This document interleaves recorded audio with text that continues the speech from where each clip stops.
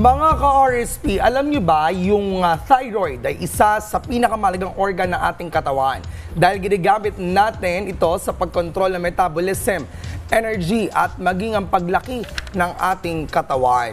Kaya naman ngayong umaga ating tatalakayin kung ano nga ba ang posibleng mga sakit ang maaaring makaapekto sa thyroid at higit sa lahat, paano natin ito maalagaan. Makakasama po natin si Dr. Ivan Ray David, Nuclear Medicine and Thyroid Specialist.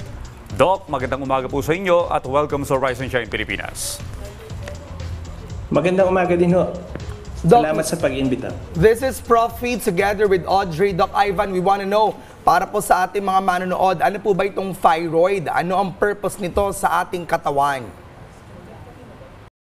Nakatanungan po, no? Yung thyroid po ay isang maliit na organ dito po sa ating liig, no? Sa harapan ng ating liig. At yung function po niya ay mag-produce ng thyroid hormones, no? Ay yung mga thyroid hormones na yon, very important yun sa growth and development ng bata as well as sa metabolism, no? Yung metabolism, yung mainly naapektuhan dyan, yung timbang, yung digestion, yung tibok ng ating puso at marami pang iba including emotions and ating mood. Well, Doc, para po sa kaalaman ng lahat, ano po ba yung mga sakit na konektado sa thyroid? Ano po yung mga sintomas nito? Actually, maraming mga sakit. Siguro isa-separate ko sila dun sa mga gumagana at saka hindi gumagana, no? Yung mga functioning or kumbaga yung mga related sa function ng thyroid, meron tayong mga hyperthyroidism o yung masyadong active na thyroid kung saan merong oversupply ng thyroid hormones, no? Karamihan yung sintomas nito ay yung failure to gain weight kahit na kumakain ng madami, yung masyadong mabilis po yung digestion, at yung kabaligtaran naman niya, yung hypothyroidism or yung kulang naman o hindi masyadong thyroid gland kung saan nananaba naman yung pasyente. Sometimes naman constipated o masyadong mabagal yung digestion and sometimes even nagmamanas, no? Meron din tayo yun sa mga hindi gumagana naman, yung mga thyroid nodules o yung mga bukol, no? Karamihan yung pong napapansin natin, yung paglaki ng thyroid gland, in general tinatawag na goiter, no? Pero yung mga maliliit na thyroid nodules, importante din po yung maging alerto sa mga ito at meron po kasi tayong tinitignan na risk nila para maging cancerous or malignant po. Okay, Doc, when do we say na ito ay risk for cancer? Kapag po may nakakapa, importante po na maging aware, no, na mayroong mga growth kasi karamihan po dito ay wala naman pong sintomas, no.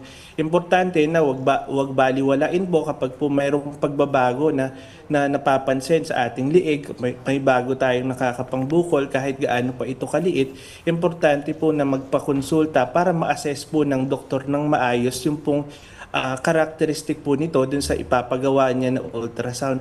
Karamihan po kasi hindi naman talaga nagkakaroon ng mga overt symptoms o talagang outright na makikita mo na mayroong epekto sa katawan at karamihan ay hindi gumagana.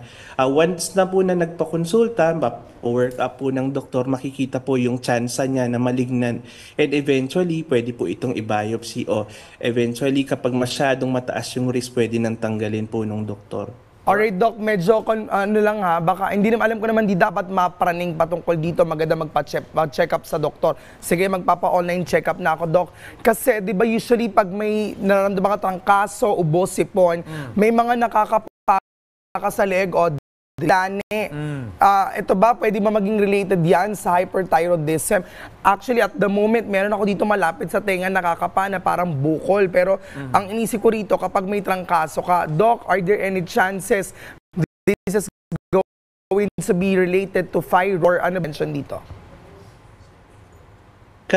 Yung po kasing mga kulani, nagmamaga po yan, dalawang klase, no? Meron po tayong tinatawag na dahil sa infection o dahil sa temporary inflammation kapag po related po dun sa mga head and neck na problema gaya po ng yan, tonsillitis, inuubo, may sirang ipin, pwede pong mamaga talaga yung thyroid. Pero pwede rin po kasing kalat from athyroid cancer, no? Kapag po meron tayong bukol sa thyroid gland, pwede po siyang kumalat through the kulani, no? Siguro yung big differentiating factor po dyan is sa infection related po, temporary lang nagsasubside, lumiliit po yung bukol at karamihan tender to touch po, no? Kapag hinahawakan ay painful or merong tenderness ba, parang hindi siya totally wala kang nararamdaman. Yung difference naman with pamamaga ng kulani dahil sa thyroid cancer na kalat, usually painless po yun. So mas maganda painful, no? Kasi ano lang sa infection related. Makakabuti pa rin na magpakonsulta sa doktor kapag nag-persist, no, yung pamamaga ng kulani, na kahit na wala na tayong ongoing infection, walang ongoing na sirang ipin, trangkaso, etc. po. Well, Doc, pag-usapan po natin yung gamutan po nitong mga problema sa thyroid. Ano po itong tinatawag na treatment ng thyroid cancer, ang radioactive iodine therapy? Yung radioactive iodine therapy, yes, ginagamit po siya sa cancer as well as sa hyperthyroidism, no? So usually po, ginagawa siya after nung thyroidectomy. Yung po kasi dun sa pagmarid mismong thyroid at dun sa pinagkunan, karamihan merong mga himulmol dyan, no? Para po totally mapababa yung tsansa ng recurrence o yung pagtubo ulit ng thyroid cancer, ginagamitan po ng iodine capsule, no? Iniinom po ito orally at tinatarget po niya na lusawin lahat ng thyroid cancer cells at thyroid cells sa katawan para totally mapababa yung tsansa ng recurrence o pagbalik uli ng cancer. Anyways po, yung thyroid cancer, basta po nagawa po yun at properly na monitor, napakataas po ng cure rate, no? 95 to 98% yung cure rate ng thyroid cancer. Kaya importante na wag baliwalain yung mga advice ng doktor, especially mga crucial po na mga therapy, kasi sometimes after surgery, sabihin nila natanggal naman na. Mas maganda po isundin po yung advice kung kailangan po ipagawa ito as much as possible. Ipagawa, lalo na meron naman po tayo mga public hospitals na ready po na mag-cater sa mga pasyente of all social status po.